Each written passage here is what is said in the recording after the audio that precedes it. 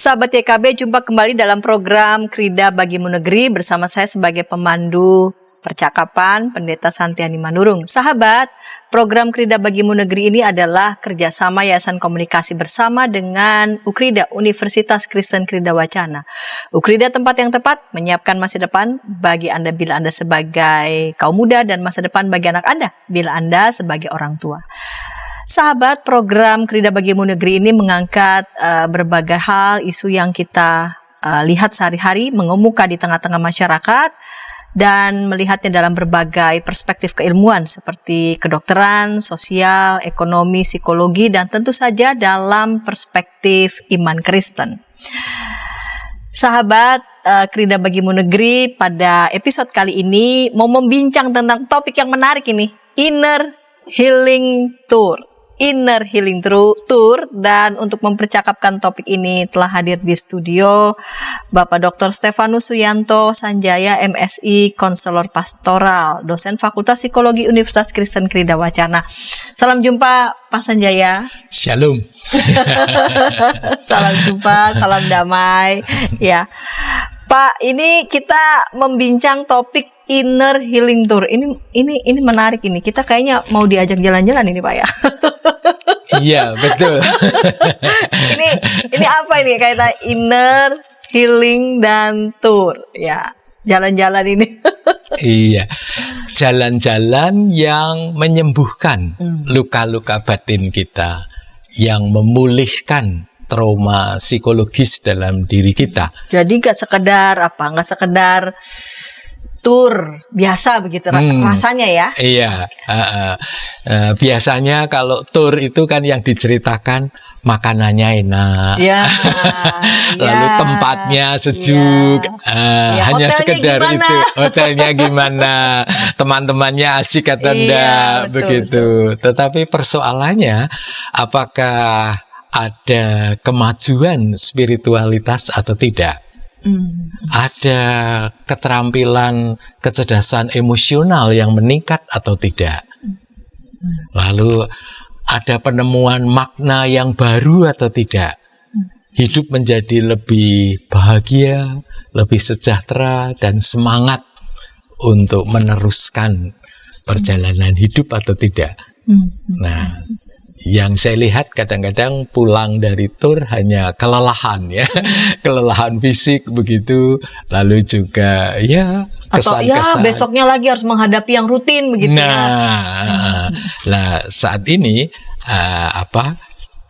kita tawarkan Inner Healing Tour ya bagi pengelola agen wisata atau mungkin gereja atau sekolahan atau mungkin organisasi masyarakat, untuk bisa melakukan Inner Healing Tour mungkin bagi karyawannya, bagi siswanya, atau mungkin bagi para pendeta, bagi anggota jemaat, supaya mereka pulih dari trauma psikologis, mereka pulih dari kepahitan-kepahitan hidup, lalu betul-betul bisa menjalani kehidupan dengan lebih baik, dan terutama mereka mengutamakan jiwa yang kekal, ya, gampangannya itu pewaris kerajaan surga, begitu.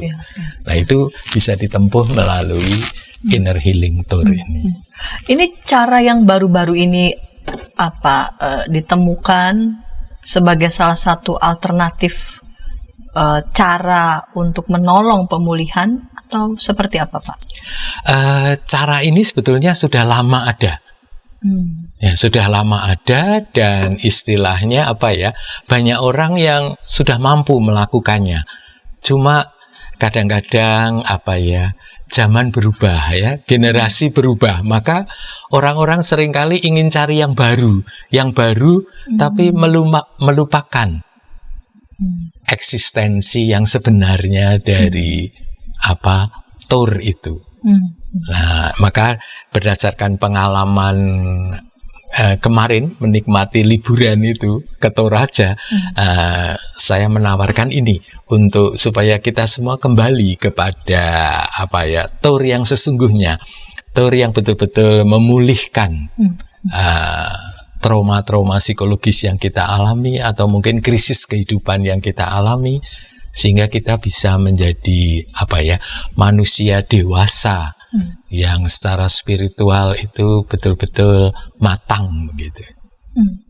Kalau gitu wisatanya itu yang dilakukan tuh seperti apa? Iya. Yang didesain begitu, yang dirancang. Jadi Inner Healing Tour ini adalah wisata yang dirancang dengan menggunakan situs-situs purbakala yang ada di objek wisata itu, dan juga nilai-nilai budaya yang ada di objek tur itu. Misalnya berupa aturan-aturan, nilai-nilai yang sudah diuji kebenarannya, simbol-simbol yang ada, slogan, visi atau misi, atau juga lambang-lambang yang lain, yang itu kalau bisa dimaknai akan membuat kita menjadi mampu untuk dibentuk kembali spiritualitas kita. Jadi tour yang dirancang dengan menggunakan situs-situs purbakala, lalu juga ada nilai-nilai budaya yang sudah teruji kebenarannya berupa simbol-simbol, slogan-slogan yang ada di kota itu, lalu visi yang ada di kota itu, lalu juga menggunakan arah perjalanan.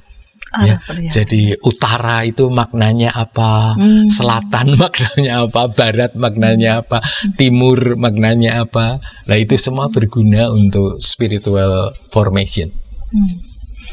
Seperti apa ini dirancang dan pengalaman Pak Sanjaya semacam memadukan begitu ya, ataukah tepat istilah saya memadukan antara jalan-jalan, melihat situs-situs itu, simbol-simbol budaya, dan sekaligus menolong pengunjung untuk bisa memulihkan. Iya, jadi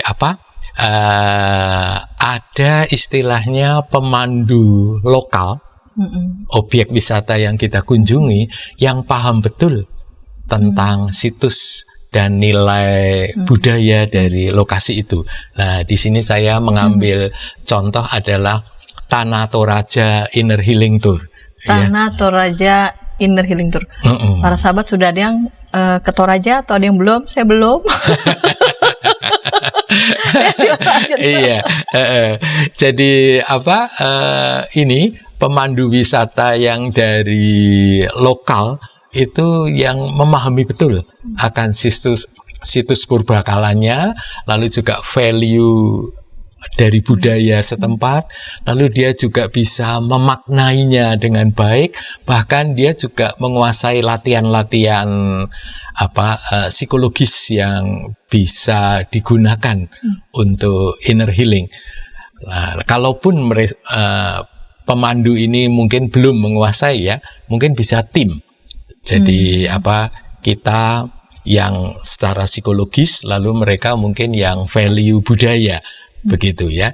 Jadi tentu saja karena ini bersifat holistik, jadi menyangkut aspek fisik, aspek psikologis, mental, spiritualnya, mental dan emosinya, kemudian ada aspek spiritual, lalu satu lagi adalah aspek sosial. Jadi 4 hal ini menjadi sasarannya, begitu ya. Dan kalau yang fisik itu tentu saja yang gampangannya memuaskan panca indera kita. Memuaskan panca, lihat yang indah-indah. Nah, misalnya melihat pemandangan indah, pegunungan, sawah, awan, misalnya Lolai, negeri di atas awan Toraja itu awannya putih, bagus sekali begitu ya. Lalu rumah khas Toraja, kain yang mereka miliki, kemudian aksesori khas dari Toraja itu. Lalu kita juga bisa mendengarkan musik dan kicau burung yang indah waktu pagi, lalu juga suara-suara mereka menyanyi. Itu adalah sesuatu yang menarik sekali. Lalu juga kita bisa mencium dan merasakan kopi khas Toraja. Baunya itu harum sekali ya. Jadi waktu kita lewat begitu, mereka sedang habis menggoreng kopinya itu dan akan digiling. Aduh, baunya itu betul-betul membuat hati jadi senang begitu ya. Lalu juga menikmati snack dan makanan khas Toraja di sana ya. Lalu kulit kita juga bisa merasakan kehangatan sinar matahari yang cukup hangat di sana, dan juga cuaca yang sejuk. Jadi udaranya itu betul-betul sangat familiar dengan kita ya, tidak terlalu panas tapi juga tidak terlalu dingin begitu. Nah, itu secara fisik. Kalau ini semua sudah terpenuhi, saya pikir akan joyful tour gitu ya. Iya. Lalu dari yang fisik itu diharapkan mempengaruhi. Iya. Jadi dari fisik itu kita mengingat istilahnya hierarki dari Plato ya. Tadi yang fisik itu kan seringkali dinamakan epitumia. Iya. Jadi bagian perut ke bawah. Nah, tentu saja kita tidak akan berhenti di situ. Iya. Ayo kita naik ke Timos ya, atau yang dinamakan tumetikon ya. Tumos, jadi kita naik sekilas, yaitu bagaimana kita mengolah emosi kita ya, bagaimana kita mengolah semangat kita, keberanian kita. Lalu nanti naik lagi ke yang paling tinggi, yaitu yang logos ya, atau juga dinamakan nous gitu ya. Jadi kita betul-betul nanti menjadi bijaksana, memiliki makna gitu. Jadi dari bawah, dari istilahnya eros meningkat ke timos, lalu juga meningkat ke logos begitu. Yang dirancang ini berarti perlu dikomunikasikan atau sejak awal diberitahukan begitu kepada para pengunjung bahwa ini bukan hanya tur biasa. Jadi sejak awal ini yang disampaikan adalah ini bukan cuma tur biasa, seperti itu ya Pak? Iya, betul. Jadi istilahnya bisa misalnya dikemas dengan dalam bentuk ada kayak diskusi begitu ya. Kita diskusikan dulu tentang permasalahan-permasalahan kehidupan manusia begitu. Lalu kemudian wisata spiritual formation yang pertama itu mungkin kita mau kemana. Lalu yang kedua mau kemana, spiritual formation yang ketiga, keempat, dan selanjutnya begitu. Ada jadi ada jadwal-jadwalnya begitu ya. Jadi memang yang datang itu memang sudah siap akan masuk dalam proses mereka ditolong untuk dipulihkan melalui perjalanan itu. Iya. Jadi kebetulan yang kami ikuti ini adalah yang berkaitan dengan seminar mengenai meningkatnya kasus bunuh diri di daerah Toraja itu. Lalu juga depresi yang mereka alami, kemudian bagaimana cara mengatasinya. Nah, salah satunya dengan inner healing tour ini. Jadi menolong bagaimana untuk orang-orang yang depresi ini bisa kembali menemukan sukacitanya, lalu juga menemukan makna hidupnya, lalu juga punya keberanian untuk melanjutkan hidupnya. Hidupnya. Jadi ini memang dan mesti menjadi satu tim begitu ya?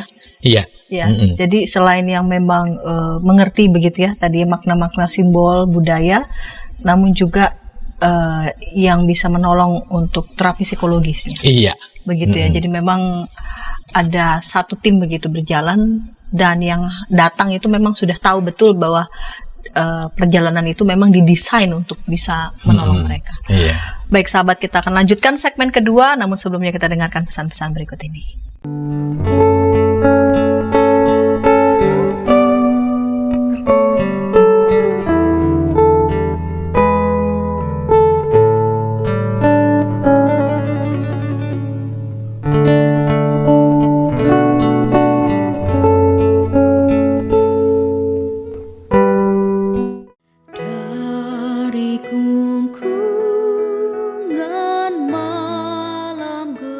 Nyanyikanlah nyanyian baru. Setiap hari Rabu, pukul 12 waktu Indonesia Barat.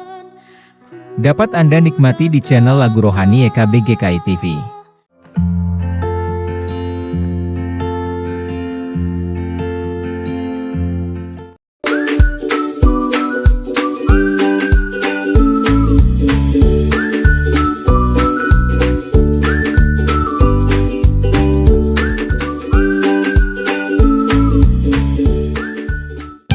Sahabat, mari dukung pelayanan dan pekabaran Injil melalui YKB dengan membagikan link acara ini kepada sebanyak mungkin orang.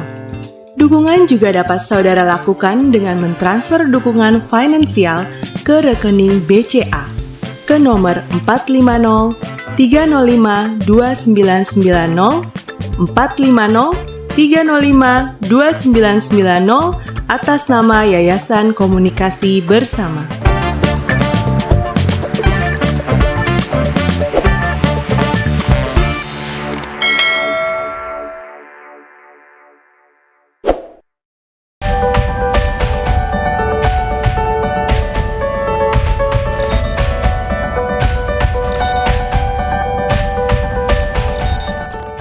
Sahabat, senang masih bersama dengan kami dalam program Krida Bagimu Negeri. Sahabat, pada episode kali ini kita hendak membincang Inner Healing Tour. Menarik kan? Inner Healing Tour. Yang suka jalan-jalan, tapi ini bukan sekadar jalan-jalan biasa ya. Di segmen pertama dengan narasumber di episode kali ini Bapak Dr. Stefanus Suyanto Sanjaya, MSI Konselor Pastoral, sudah menjelaskan apa itu yang dimaksud dengan Inner Healing Tour. Bukan sekadar jalan-jalan, namun lewat program ataupun lewat jalan pada sebuah destinasi wisata yang memang ada situs-situs budaya begitu yang bisa menolong para pengunjung untuk bisa memulihkan. Dan kita mau lanjutkan segmen kedua. Mari sahabat, saya mengajak sahabat semua boleh berinteraksi di kolom komentar yang sudah tersedia. Saya percaya Bapak Sanjaya dengan senang dapat menjawab pertanyaan ataupun tanggapan dari para sahabat. Pak Sanjaya, kita lanjut di segmen yang kedua ini ya. Iya. Ketika Pak Sanjaya ikut ya dalam tur ke Toraja waktu itu ya, ke Tanah Toraja, di mana Pak Sanjaya sebagai bagian dari tim berarti ya. Iya.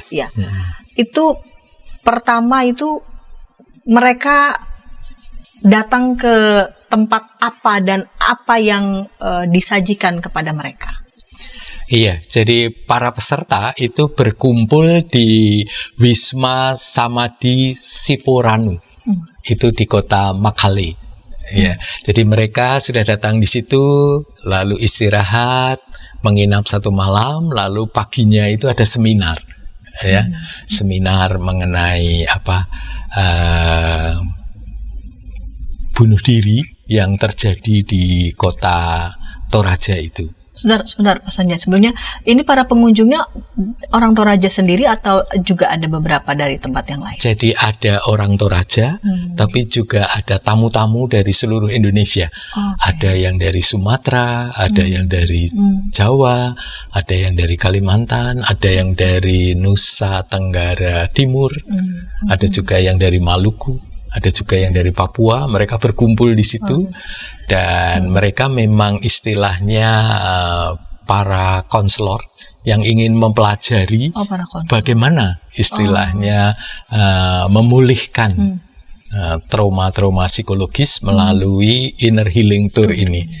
Lalu di situ sudah dipersiapkan esok harinya. Jadi esok harinya itu habis makan siang kita siap-siap.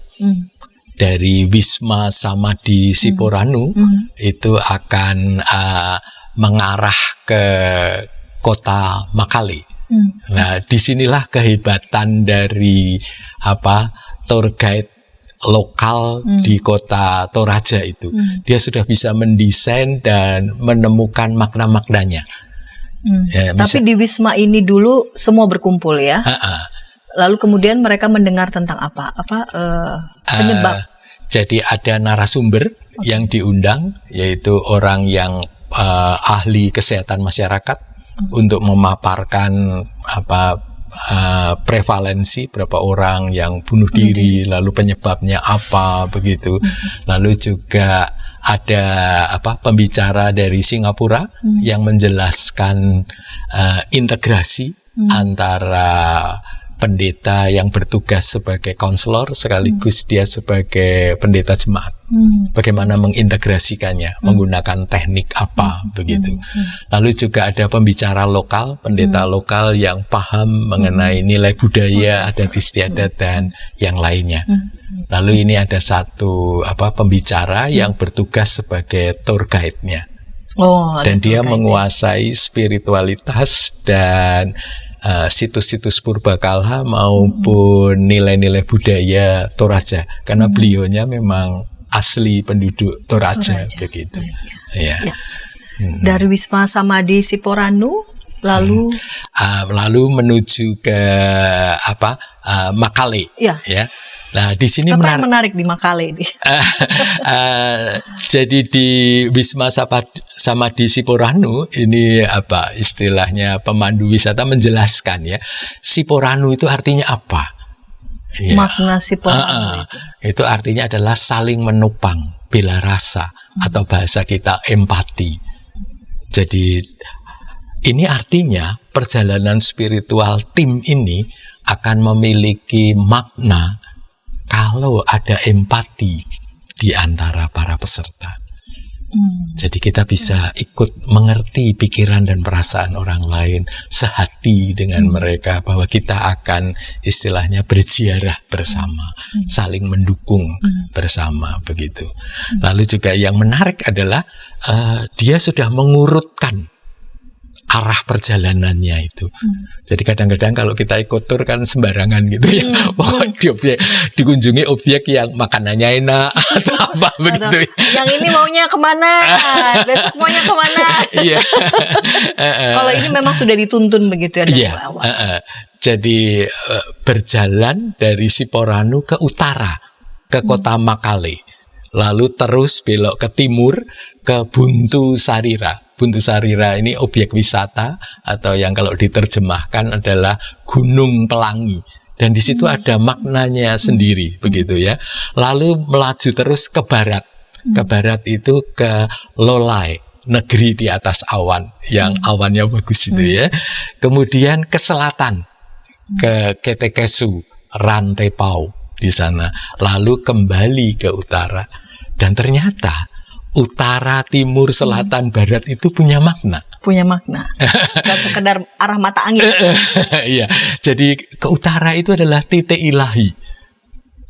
Jadi kita perlu melakukan ziarah ini dengan istilahnya mengarah dulu kepada Sang Pencipta yang ilahi itu. Lalu timur itu adalah arah kehidupan.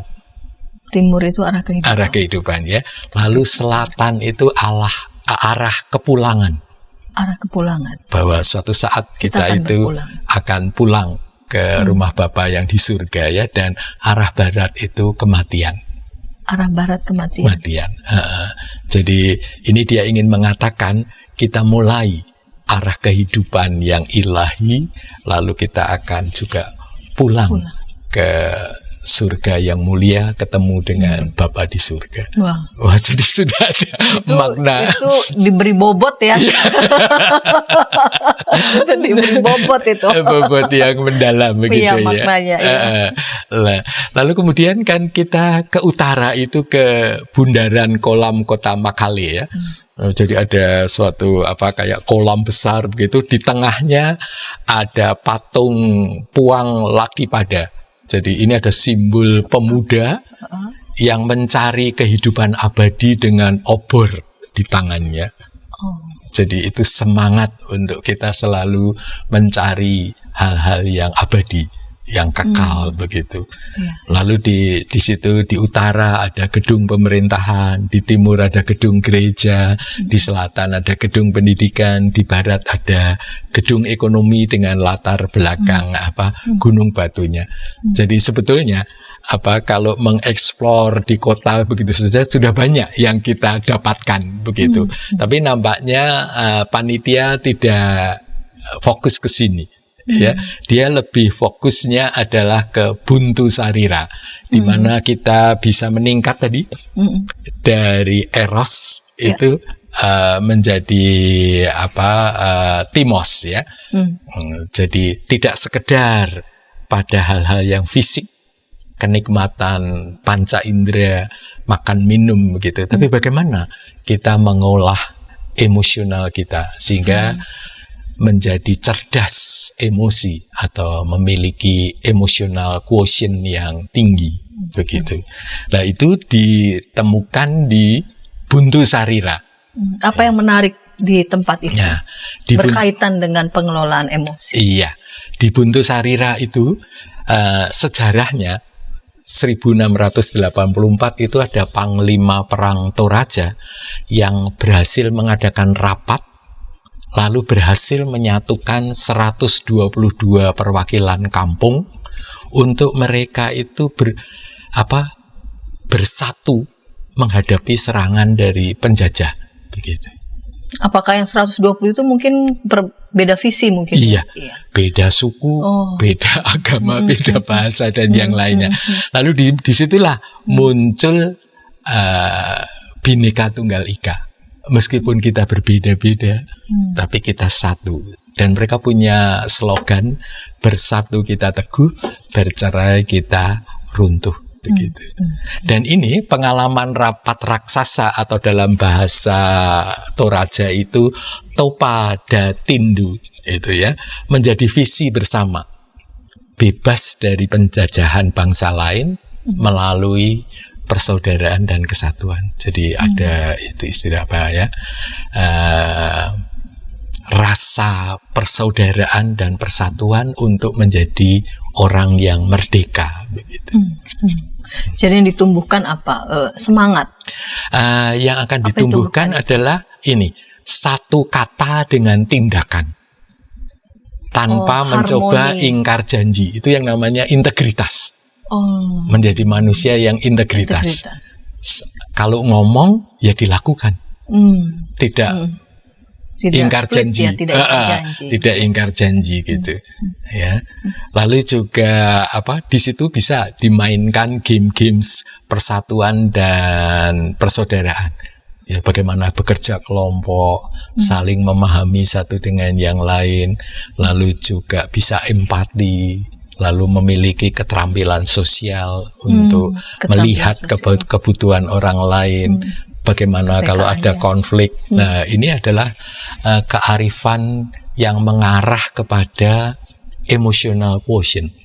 Jadi kecerdasan emosi. Nah, ini penting sekali supaya para peserta itu sadar diri. Saat ini apa persoalan dengan sesama yang masih ada begitu. Bahkan mungkin konflik dengan teman sekerja, konflik dengan atasan, mungkin tidak harmonis dengan pasangan, saling melukai dengan pasangan. Nah, ini adalah inventarisasi emosi-emosi negatif yang masih ada. Jadi setelah bermain mereka diajak untuk ini, refleksi? Refleksi begitu. Refleksi. Untuk menemukan atau memiliki kesadaran diri, ini loh kepahitan hidup saya itu ini. Jadi mereka diajak untuk berbicara. Ada istilahnya sehabis melakukan games, lalu ada kayak sharing untuk apa yang dia rasakan, lalu kemudian apa saja yang dia pelajari di situ, kemudian kesimpulannya apa.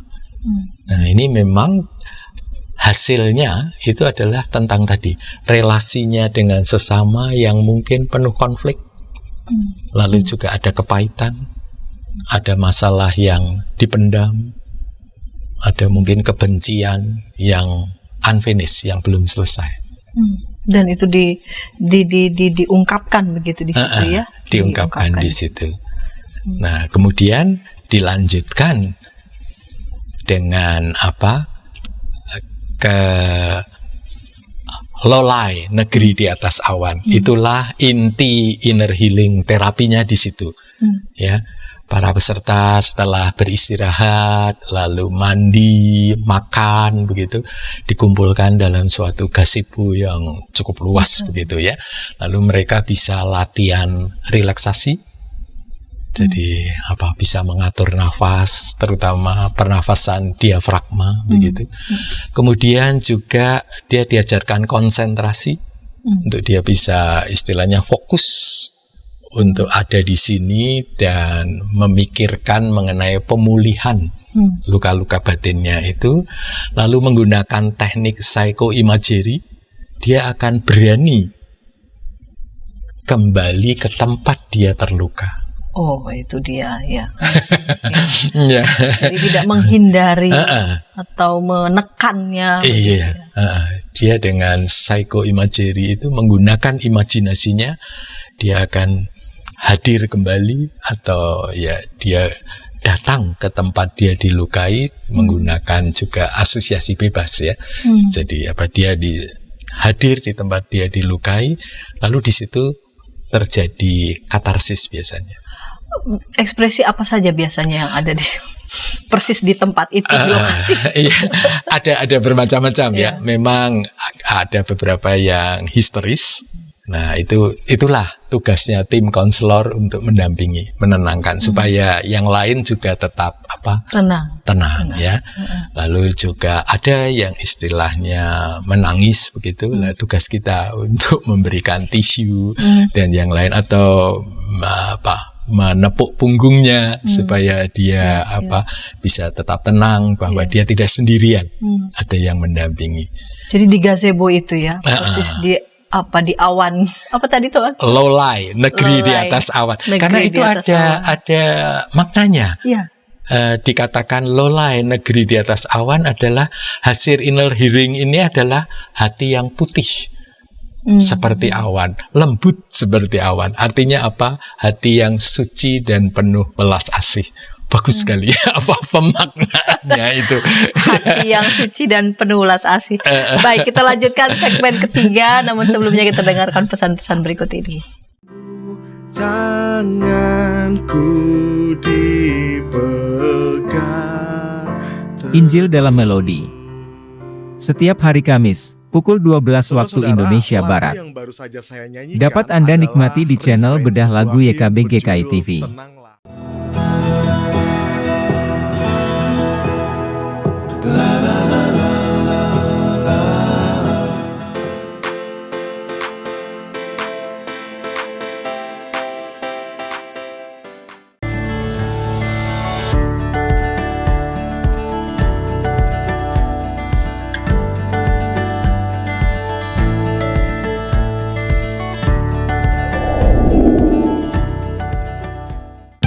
Sahabat, mari dukung pelayanan dan pekabaran Injil melalui YKB dengan membagikan link acara ini kepada sebanyak mungkin orang.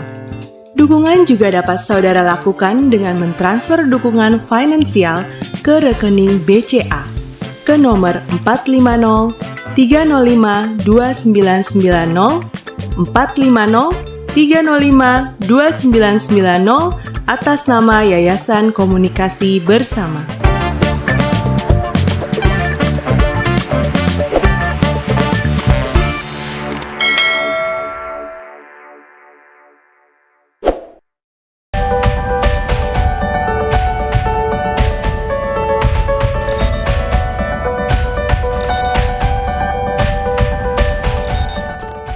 Sahabat, senang masih bersama dengan kami dalam program Krida Bagimu Negeri. Program ini kerjasama Yayasan Komunikasi Bersama dengan Universitas Kristen Krida Wacana. Sahabat, pada episode kali ini kita membincang Inner Healing Tour. Kita sudah tiba di segmen ketiga. Mari sahabat, saya mengajak sahabat boleh berinteraksi di kolom komentar yang sudah tersedia. Narasumber pada episode kali ini Dr. Stefanus Suyanto Sanjaya MSI, konselor pastoral, akan dengan senang hati merespons pertanyaan ataupun tanggapan dari sahabat. Baik, Pak Sanjaya, kita lanjutkan ya di segmen yang ketiga ini. Menarik ini ketika di negeri awan, di awan Lolai. Ya. Lalu apalagi yang dilakukan di sana dalam proses inner healing itu? Iya, jadi di Lolai, negeri di atas awan ini, itu adalah inti dari Inner Healing Tour ya. Ada latihan relaksasi dan konsentrasi, psychoimagery dan asosiasi bebas. Kemudian di situ juga ada forgiveness counseling. Kemudian maknanya itu adalah hasil dari inner healing ini, kita memiliki hati yang suci dan welas asih seperti awan putih yang ada di Lolai itu ya. Lalu kemudian ada refleksi dan sharing. Jadi para peserta kemudian men-sharingkan pengalamannya untuk saling mendengar begitu. Dan kalau ada orang yang hadir di situ dan dia pernah sakit hati, itu langsung bisa ada rekonsiliasi di sana. Oh, kalau pas bertepatan orangnya ada di situ. Orangnya begitu ada di situ, begitu. Lalu bisa difasilitasi oleh konselor yang ada, begitu. Atau kalau itu mungkin ada di rumah atau dia di tempat lain, dia bisa mungkin menulis surat atau juga menulis WhatsApp atau mengirim ke orang-orang yang bersangkutan, begitu. Apakah juga dalam proses itu didampingi kah dengan konselor? Iya. Ketika mengirim WhatsApp, ketika ada pendampingnya, ya, pendampingnya itu. Nah, kemudian setelah istilahnya ya memiliki hati yang putih bersih seperti awan begitu dan welas asih, lalu perjalanan dilanjutkan ke Ketekesu, yaitu kematian fisik. Jadi Ketekesu ini adalah situs purbakala berupa kuburan batu berusia 500 tahun lebih begitu. 500 tahun lebih. Bentuknya itu menyerupai sampan atau perahu begitu ya. Lalu itu tersimpan sisa-sisa tengkorak dan tulang manusia yang diletakkan menggantung di tebing gua begitu ya. Lalu juga ada kuburan megah dari para bangsawan. Nah, ini adalah maknanya. Suatu saat kita itu pasti akan meninggal. Kita akan meninggal, mati begitu ya. Nah, kematian fisik itu istilahnya perlu kita persiapkan dengan memiliki jiwa yang kekal abadi di dalam Tuhan. Begitu. Dan istilah manusia di dalam bekerja, berusaha, berelasi dengan orang lain untuk selalu mengingat keselamatan jiwanya. Jadi semasa seraya kita masih hidup, kita mempersiapkan betulnya akan hari kematian. Iya. Jadi hidup ini tidak sekedar hidup begitu ya. Iya. Tidak sekedar yang penting masih nafas, yang penting masih makan, tapi selalu mempersiapkan bahwa kita kapanpun kita akan menyambut kematian kah? Iya, menyambut kematian. Jadi kesadaran itu akan membuat setiap orang lalu akan menyadari waktu hidup ini terbatas. Dengan adanya batasan ini, maka isilah kehidupan ini dengan bersyukur dan berbagi. Bersyukur dan berbagi. Bersyukur dan berbagi. Nah, itu kelihatan sekali di adat Toraja, yaitu dengan upacara Rambu Tuka. Itu syukuran atas rumah adat atau bahasa mereka adalah tongkonan. Ya, jadi mereka membangun rumah adat, lalu setelah selesai disyukuri penduduk datang, kerabat-kerabat datang, dan mereka mengadakan pesta begitu. Maka tuan rumah itu bersyukur atas berkat-berkat yang diterima dari Allah yang Maha Kuasa, dan dia sekarang punya kesempatan untuk memberi kepada orang lain. Maka bersyukur dan berbagi. Istilah zaman now itu diberkati untuk memberkati. Diberkati untuk memberkati. Begitu ya. Lalu kemudian juga ada upacara Rambu Solo. Itu jadi upacara besar,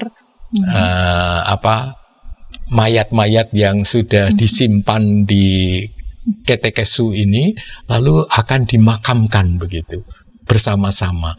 Di situ terjadi upacara yang besar, banyak orang yang datang, lalu banyak sekali daging kerbau yang disembelih dan dibagikan kepada para pengunjung begitu. Itu juga bagian dari bersyukur dan berbagi. Bersyukur dan berbagi itu.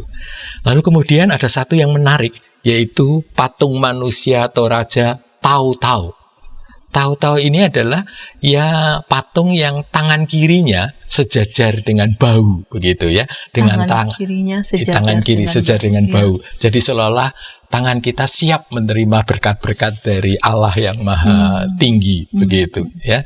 Lalu tangan kanannya itu sejajar dengan pusar, sedang menyodorkan sesuatu untuk memberi, berbagi kepada orang lain, serta sorot matanya itu ke depan dengan penuh senyum kebahagiaan.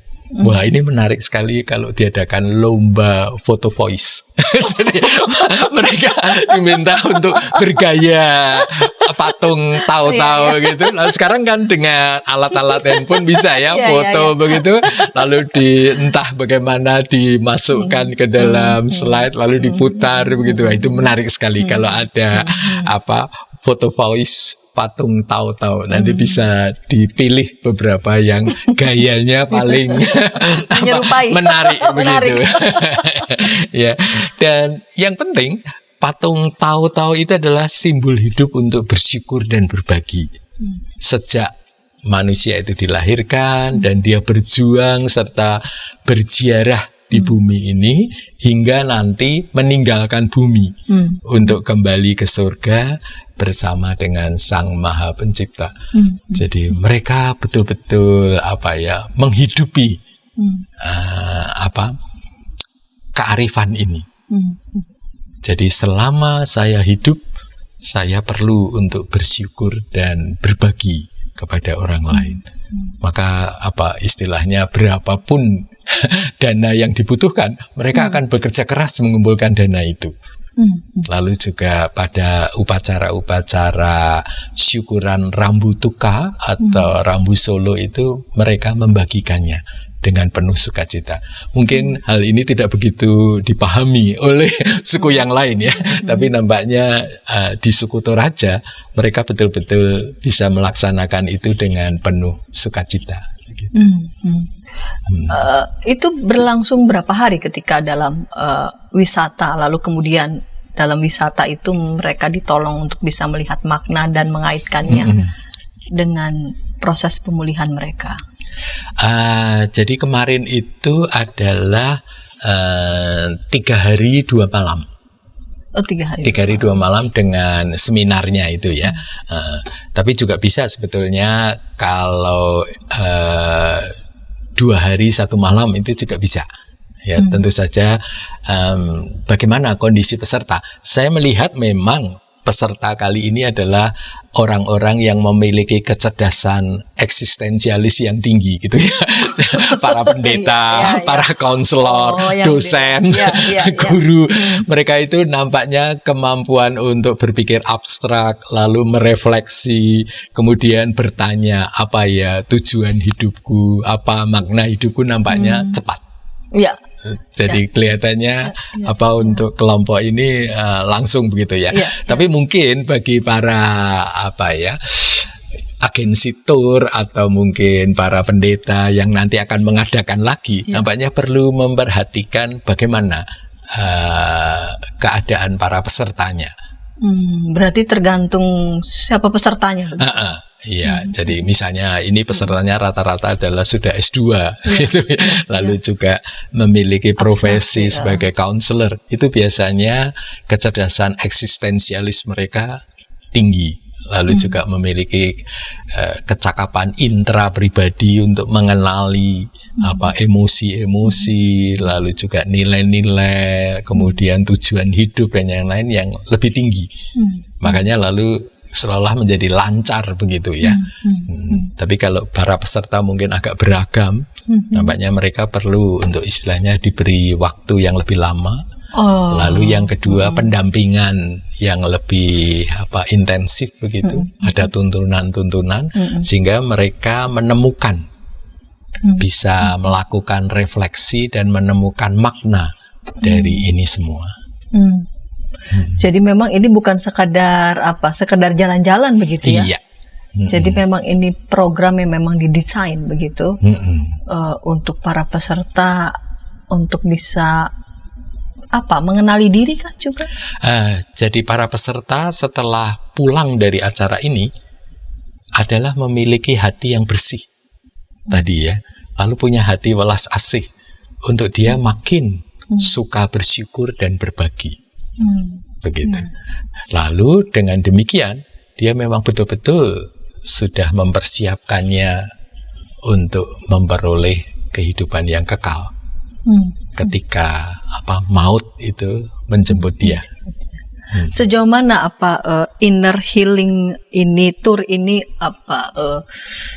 dirasa efektif begitu, khususnya buat kita terlebih lagi di pasca pandemi mungkin ya 19 sudah mulai terbuka akses untuk bisa berwisata. Ya, jadi minimal ada 3 hal ya, dari pesertanya, kemudian dari pendampingnya, lalu kemudian juga dari metode ini. Ya, jadi kalau dari peserta nampaknya cukup menggembirakan.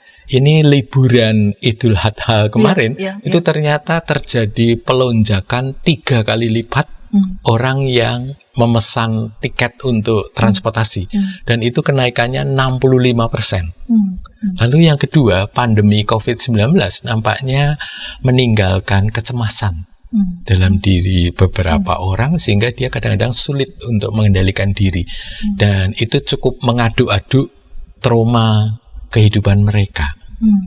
Makanya lalu perlu adanya inner healing tour ini. Ya. Baik, Pak Sanjaya, kita sudah tiba di akhir segmen yang ketiga ini. Adakah hal-hal penting begitu yang mau disampaikan kepada para sahabat, atau Pak Sanjaya bisa memberikan semacam resume ya dari percakapan kita tentang inner healing tour ini kepada sahabat? Mari silakan. Iya, jadi sahabat sekalian, pasca pandemi COVID-19 banyak orang yang mulai suka berpergian ya, tapi kadang-kadang kepergian mereka itu hanya untuk kepuasan fisik. Perlu ditingkatkan ke peningkatan kecerdasan emosi maupun spiritualitas. Nah, oleh sebab itu perlu wisata holistik yang dinamakan inner healing tour ini, yaitu suatu program wisata yang sengaja didesain menggunakan situs purbakala dan nilai-nilai budaya objek wisata tempat yang dikunjungi. Kemudian di sana ada penemuan makna dari situs itu, kemudian simbol-simbol yang ada, slogan yang ada, sejarah yang terjadi, patung-patung, atau juga mungkin objek-objek wisata yang ada di sana. Dengan adanya pemaknaan ini, maka akan berkembang spiritualitas quotient kita. Lalu juga kita akan meningkat kecerdasan emosi kita.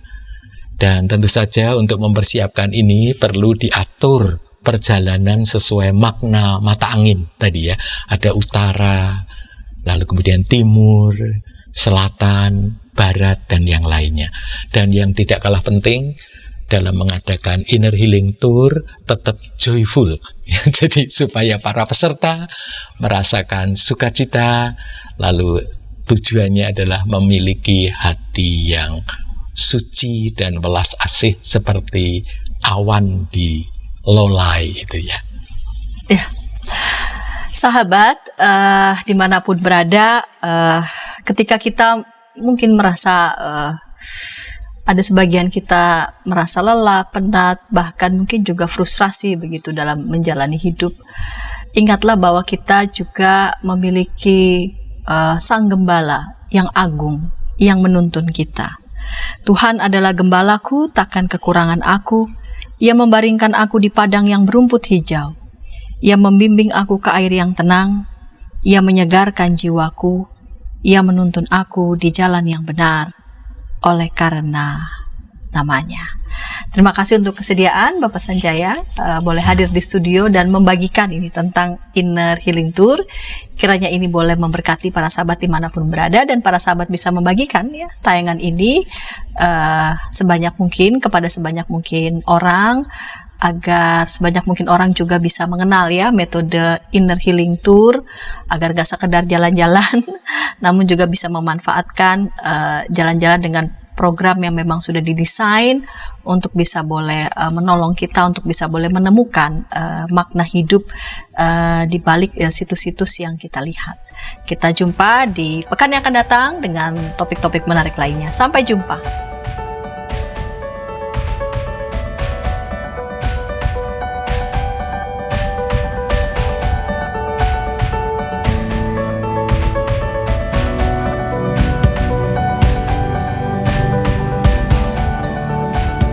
Sahabat, mari dukung pelayanan dan pekabaran Injil melalui YKB dengan membagikan link acara ini kepada sebanyak mungkin orang.